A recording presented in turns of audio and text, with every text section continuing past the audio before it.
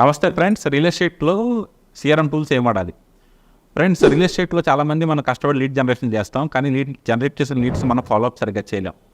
So CRM tool వాడితే కనుక మన ఫాలోఅప్స్ అనేవి బాగుంటాయి. ఫ్రెండ్స్, మీరు మనకు మెయిన్ రీజన్ సిఆర్ఎం ఎందుకు వాడతామంటే, మనకు ఒక లీడ్ వస్తుంది. లీడ్ వచ్చిన తర్వాత లీడ్ ఏమంటారంటే, నాకు ఇప్పుడు ప్రజెంట్ నేను అవుట్ ఆఫ్ స్టేషన్ ఉన్నానండి, నాకు రావడానికి ఒక 2 months టైం పడుతుంది, లేకపోతే 45 days టైం పడుతుంది, 1 month టైం పడుతుంది, రాగానే డెసిషన్ తీసుకుంటా అంటారు. సో మనం ఏం చేస్తామంటే, మనకున్న బిజీ షెడ్యూల్లో మనం మర్చిపోతాం. సిఆర్ఎం టూల్లో ఇలాంటివన్నీ లీడ్స్కి రిమైండర్స్ లాంటివి పెట్టుకొని చేసుకుంటే మనం బాగా సక్సెస్ అవుతాం.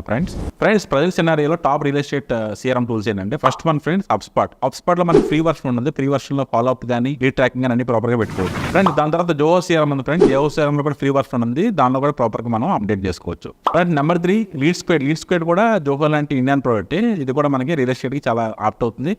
చాలా పెద్ద కంపెనీస్ లీడ్ స్క్వేడ్ సిఆర్ఎంను వాడుతున్నాయి. ఫ్రెండ్స్ ఇది కాకుండా మనకి సేల్స్ ఫోర్స్ ఉంది. సేల్స్ ఫోర్స్లో కూడా సిఆర్ఎం చాలా బాగుంటుంది. ఫ్రెండ్స్ ఇవి కాకుండా fresh sales and CRM tools చాలా ఉన్నాయి. ఫ్రెండ్స్ మనం గుర్తుపెట్టుకోవాల్సింది ఏంటంటే, మనం ఏ సిఆర్ఎం వాడుతాం అనే దానికంటే మన సిఆర్ఎం టూల్ని ప్రాపర్గా వాడుతున్నామా, ప్రాపర్గా ఆప్టిమైజేషన్ చేసుకున్నామా, ప్రాపర్గా ఫాలోఅప్ చేస్తున్నామా, ప్రాపర్గా డేటా అనేది సిఆర్ఎంలో అప్డేట్ చేస్తామని చూసుకోవాలి. ఫ్రెండ్స్ మీరు రియల్ ఎస్టేట్ ఏ సిఆర్ఎం వాడుతున్నారు?